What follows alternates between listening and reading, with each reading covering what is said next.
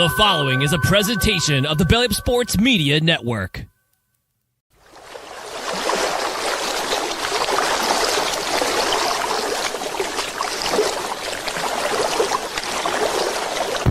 Good morning, Vietnam! It's time to BS.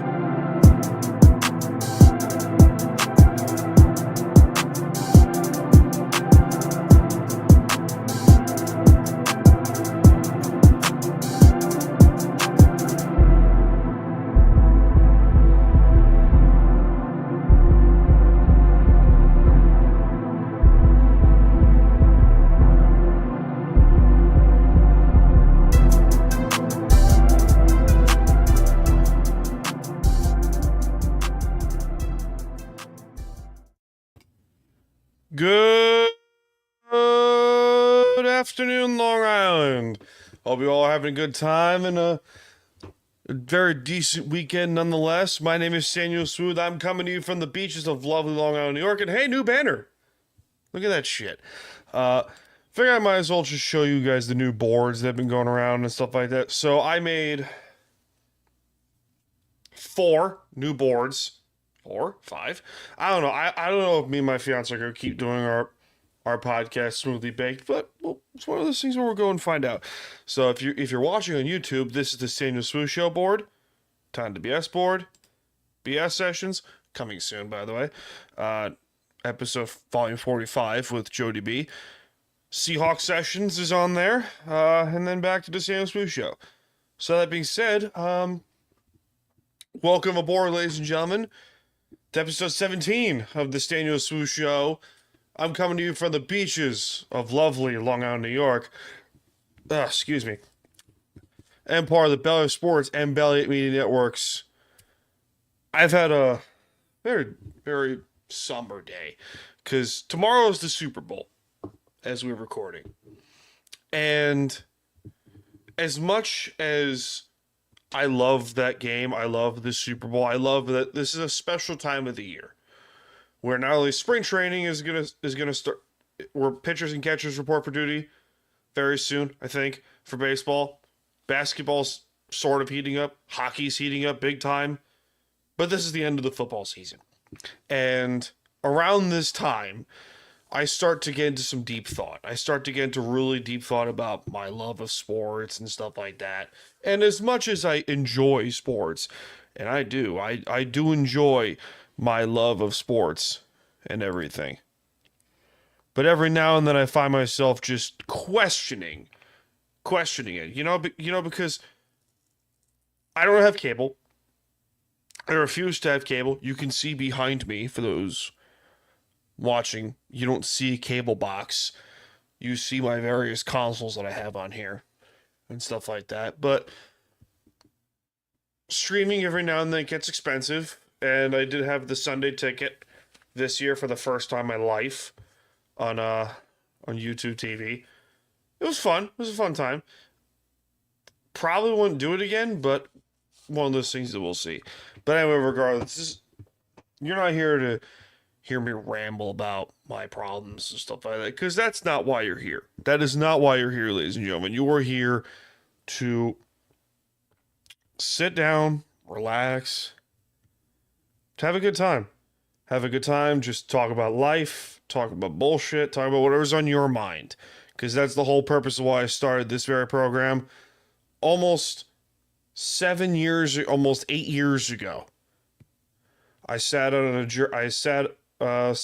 a journey, per se, to go and create a program where I could have people and myself talk about life, talk about sports, talk about the enjoyment of life. And I don't want to say like this podcast helped save me, because a lot of things help save me, in fact.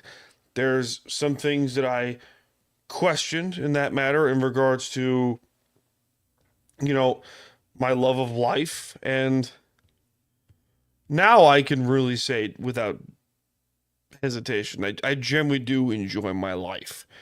Are there things that I can work on and stuff like that? Yeah, there's a lot of things that we can work on in terms of wanting to make ourselves better. And The fuck was that? The cable. It's not my cat. No, it's just a cable. I have a bunch of cables back here. So first, I have two computers. I have a MacBook Air, and I have a giant 2011 iMac. It's in front of me. It's to the left of my camera. It's a big old monstrosity. Every now and then it gets in the way, but it's all right. No big deal. You know, we were talking about, taking your time and stuff like that. It's really funny because every now and then I get too deep in my head. Every now and then I get too deep in thought about the expectations of my life and stuff like that.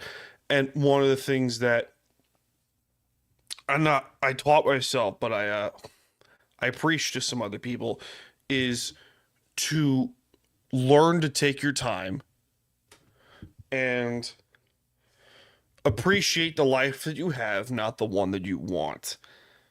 And everything, the tallest trees take the longest time to grow. And what that means is you can take life with a grain of salt as much as you can. But if you're not but it's not a matter of fact of appreciating it. We love to rush things.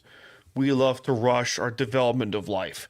And we set our standards way too high and our expectations too high.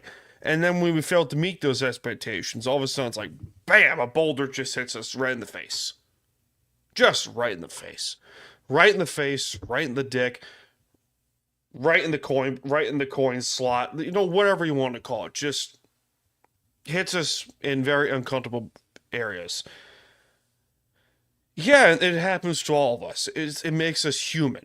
It's what makes us human, but it's also a dangerous thing to live by, because we're, in today's world especially, we're such an instant gratification society towards like, I want it now. I'll use this as an example.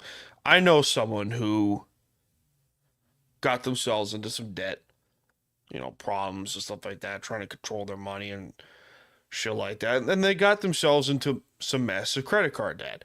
They spent more on what they made, and they kept borrowing money, and then they owed, I don't know how the fuck much it was, but it was a significant amount of debt, and they paid it off. The problem is they used their savings to pay it off, and they didn't learn. They didn't learn how to control their money habits. They didn't learn how to control their spending habits. They didn't learn how to save money. And when someone asked them to go out, they kept saying yes and put everything on tab or the credit card or something like that. Instead of just pay it with cash.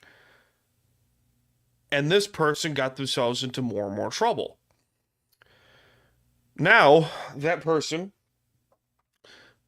I know them personally, and I asked them, I was like, hey, why don't you just take your time with it next time? Set small goals for yourself. Worrying about your future does more damage to your present state of mind.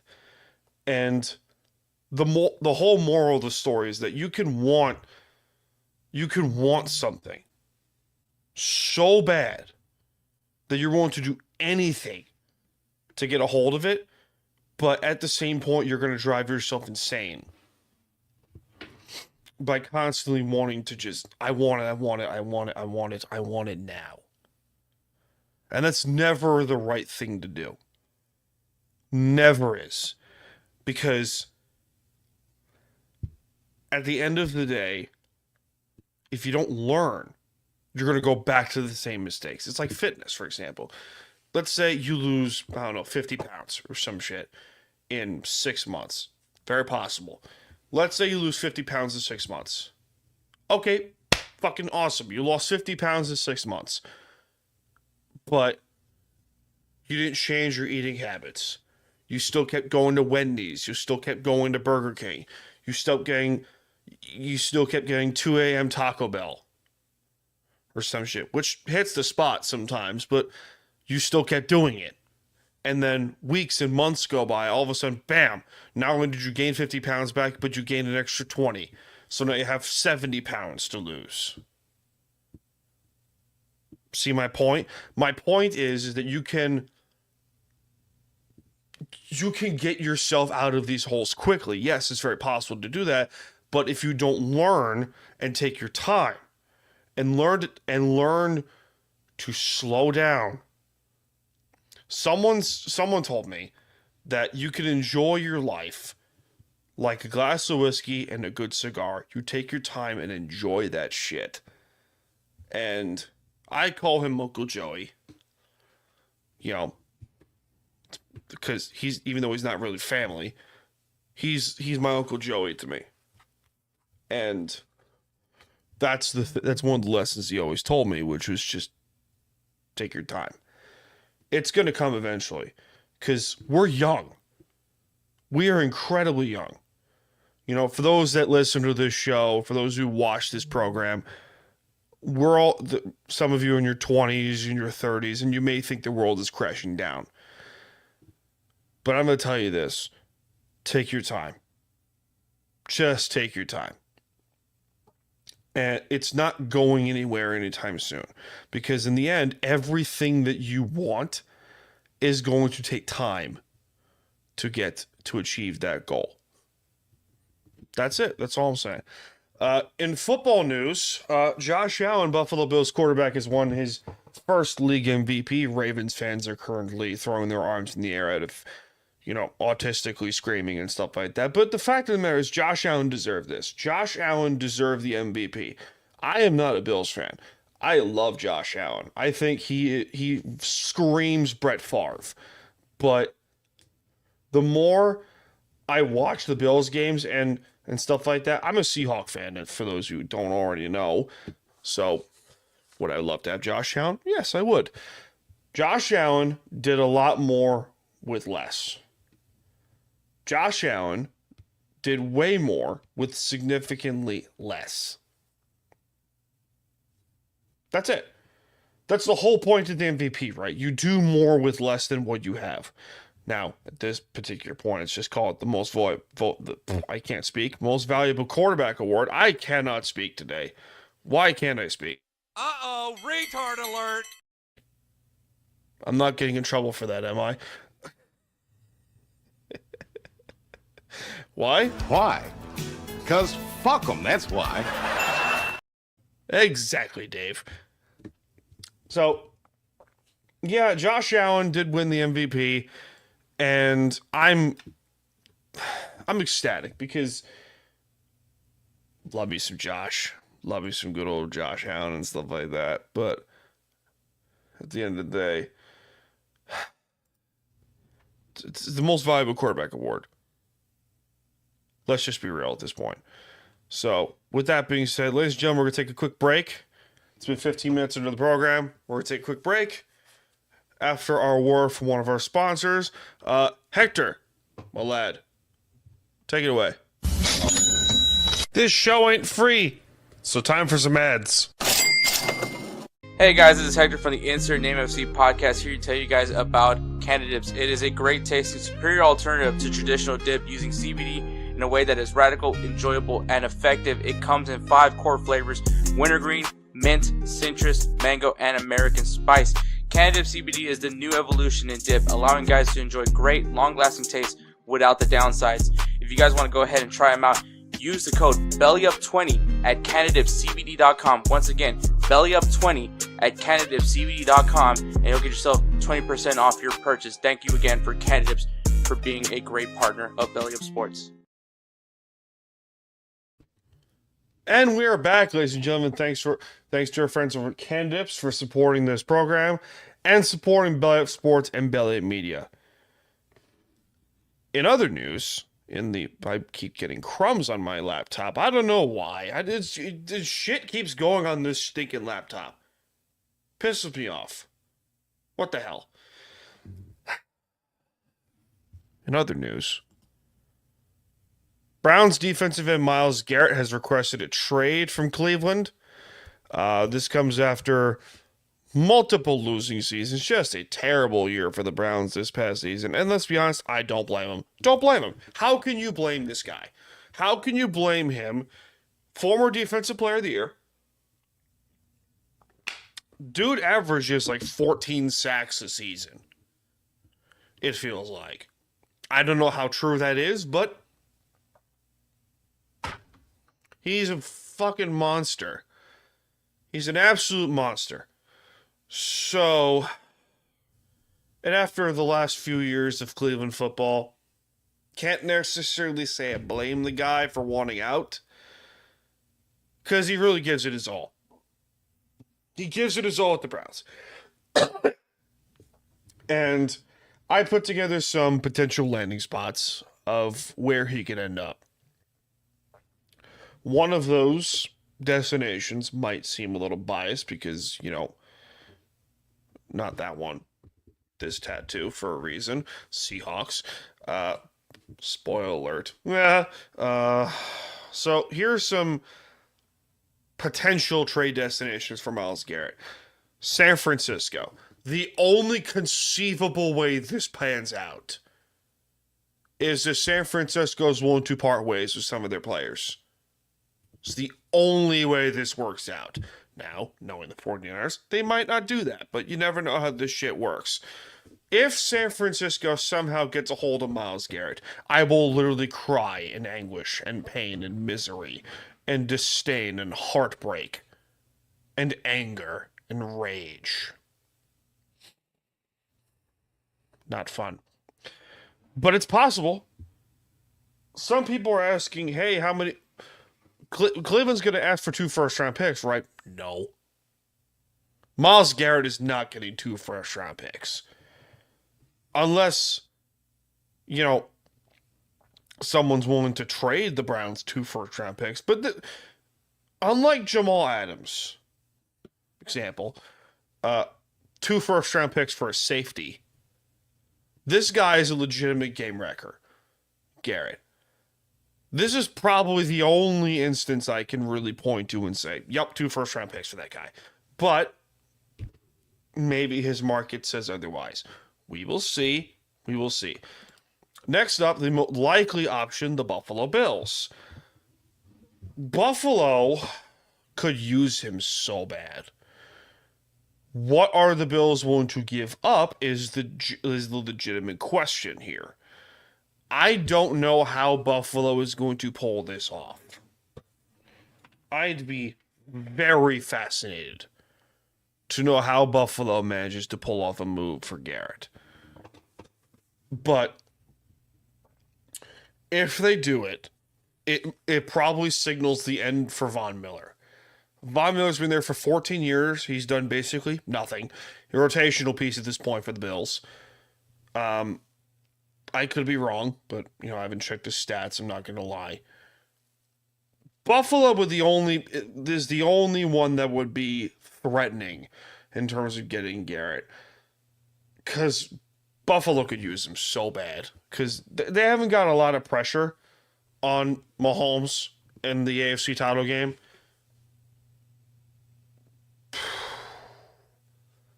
As a Hawks fan, it's the only one that would scare me. Seattle. This is probably either the least likely option other than San Francisco or the most likely option. I'll tell you why. Seattle has the cap space now to do it. They can get more cap space to do it. Their pass rush group is pretty good, but not good enough. And if they really want to make a leap for a Super Bowl run, this is probably the guy to do it. Now, what would I trade if I were John Schneider, the GM of the Seahawks? 1st and a 3rd this year, 2nd and a 5th next year. 4 picks. 4 picks and Garrett's yours. Who says no? Hold on, Nick. Damn, Nick. But I don't know. I mean, this is a bit of a weird situation because I really want to see Garrett get traded from Cleveland because he's too damn good to be there. He's too damn good to be there. But what do I care at this point? So that's where I am at right now. What else is going on here in the world of bullshit? Yeah, you know what? Nah, I'm not taking a break right now. I can't. I don't want to. 10 years ago, a week ago, one of the worst sports memories I have, Super Bowl 49. And Patriot fans, good for you. This is not a memory I choose to remember. It's a memory that pops up every now and then, courtesy of memes and various people I know and stuff like that. But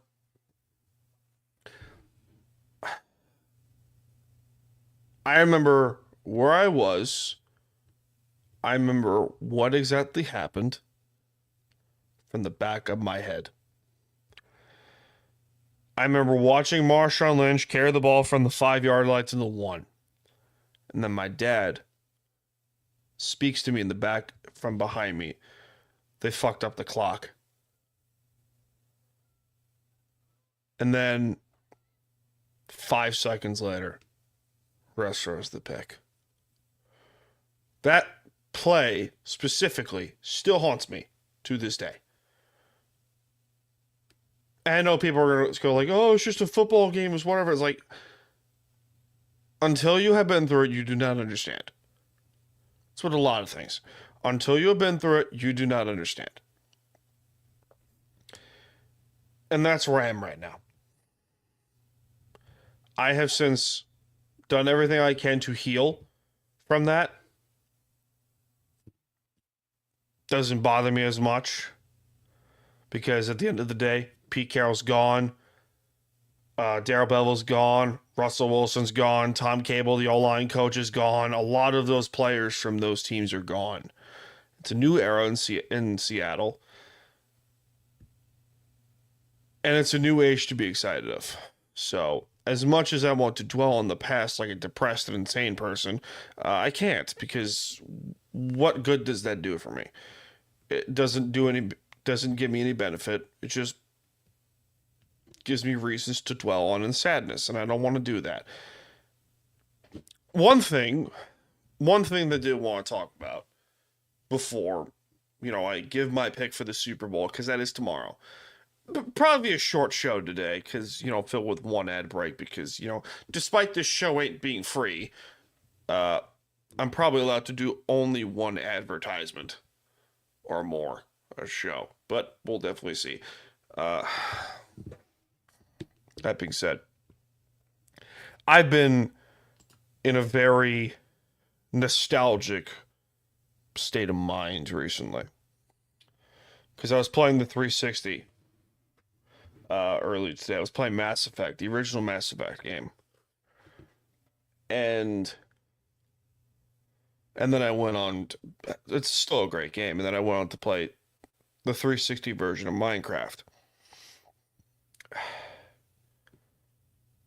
And as much as I enjoy the new shit in quotes, gaming today just isn't the same. And people are going to ask, like, what the fuck is old school gaming to you? Old school gaming to me is right behind me. The GameCube is right there, the PS2 is right there, the original Xbox is right there, and right between the GameCube and the Xbox is the Wii. That is old school gaming to me. The 360's in there too, but, regardless. I think those 5 consoles in particular, I could point to maybe 3 of them and say, you know what? I enjoy these. PS2, OG Xbox, GameCube. Absolutely. Probably. Maybe the 360, but regardless, those 5 consoles I listed earlier, I can point to and say, yes. Absolutely. Now, it doesn't mean I hate new school gaming. But the more and more I see, it's just, I think it's so stupid, because as much as I want to love new school gaming, it doesn't feel the same. I remember coming home from school, whether it was 10, 15 years ago or whatever, getting so excited to play Minecraft or getting so excited to play the GameCube or the Wii. Because growing up, I had the GameCube, not the PS2, the 360 and the Wii. That's what I had growing up. And then later, I incorporated the other 5 or 6 consoles I have. Series X is there, the Switch is there, OG Xbox, PS4, and the Xbox One is there. And the PS2. So, 6? 1, 2, 3, 4, 5, 6. Yeah, 6. So, I have a lot of shit, but the more and more I think about it, gaming just isn't the same. It doesn't have the same feel, the same, oh my god, I'm so excited to play a game. Because nowadays, everything's just about profit. I remember just the days of the GameCube where it was just plug it in, insert disc, play your ass off until your heart's content.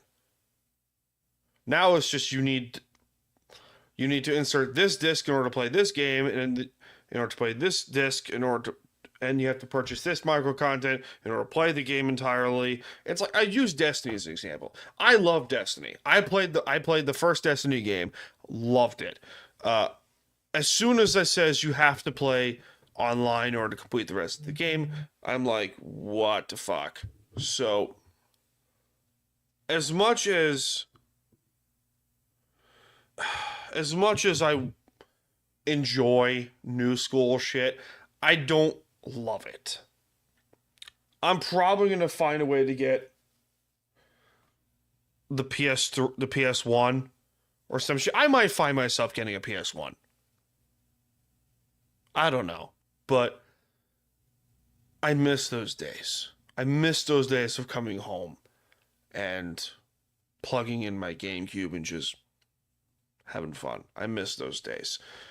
So, we're going to take a quick break, and then we'll give Super Bowl predictions. So, Ryan, my boy, take it away. This show ain't free, so time for some ads. Hey everyone, it's Ryan from No Credentials Required to talk to you about one of our newest partners at Belly Up Sports, SeatGeek. Yeah, live sports is great on television, but the feeling of being at the arena is a priceless experience. That's why our friends at SeatGeek are there to help you find the best tickets at the best prices. Not only can you get tickets to sporting events, but you can also get tickets to concerts, comedy shows, musicals, and more. Search for your desired event now at SeatGeek.com, enter promo code BellyUpSports at checkout, and you save $20 off your first purchase. SeatGeek. Life's an event. We have the tickets. Thanks to our friends at SeatGeek for supporting this program and supporting Belly Up Sports and Belly Up Media for all these years. So, we've come to the main event of the program. Something I don't want to do for various reasons. One of those reasons being I don't like both of these teams. I don't. But I am a man of my word, and I will give a prediction for the Super Bowl. Because it is tomorrow. I enjoy the Super Bowl. I want to enjoy... all I want is a genuinely great game. I think we're going to get to that point. I think we're going to get a good game. I think we're going to get a fantastic Super Bowl. Might not be to the level of Super Bowls 43, 49, and 52, but we'll see. In my humble opinion. 38 is up there too with the Patriots and Panthers, but we'll fucking see where this goes.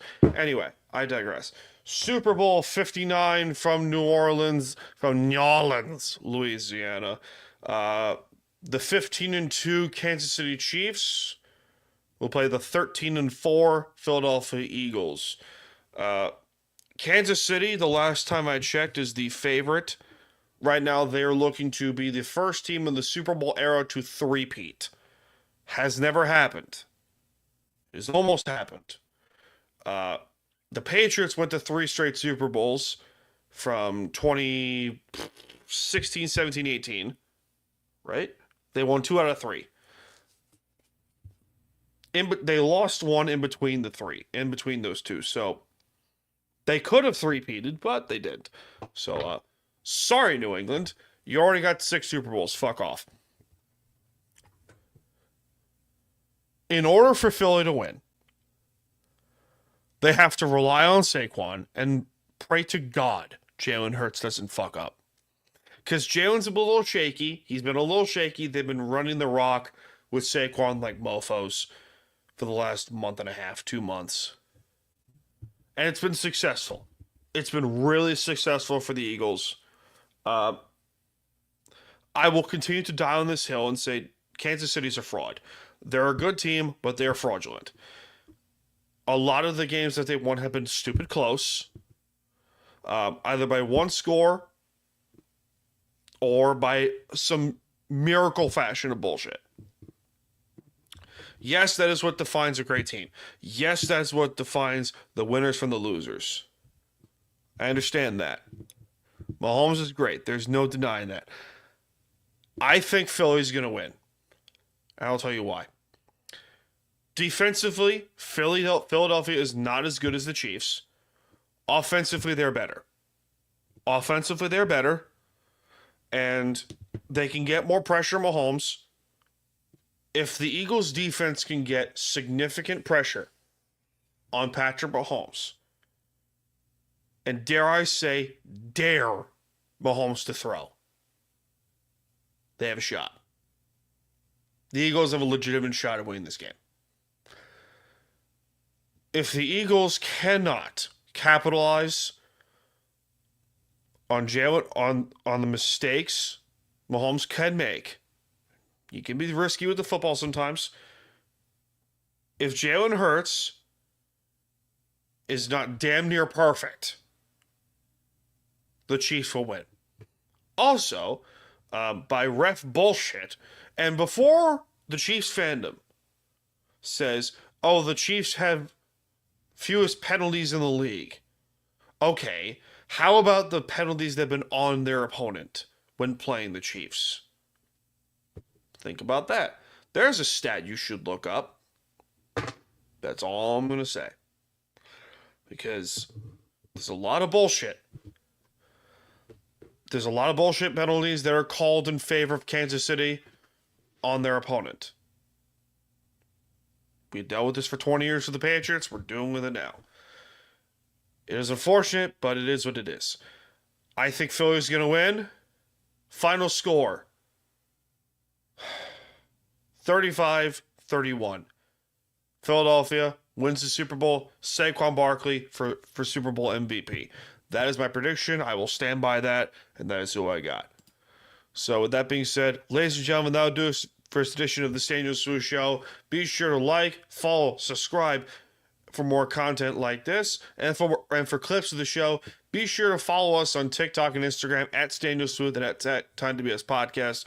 Subscribe to the show for more live shows and clips of said programs. Link is in the description of the show notes on the YouTube version of this program and the audio version, where you can find Linktree and stuff like that. Twitter at Staniel Smooth and at Time to BS Podcast. Thanks to our friends at Belly Up Sports and Belly Up Media for supporting this podcast and wherever you may get it. My name is Staniel Smooth. I'm coming to you from the beaches of lovely Long Island, New York, and I will see you all in this life and most certainly the next one. Cheers, guys.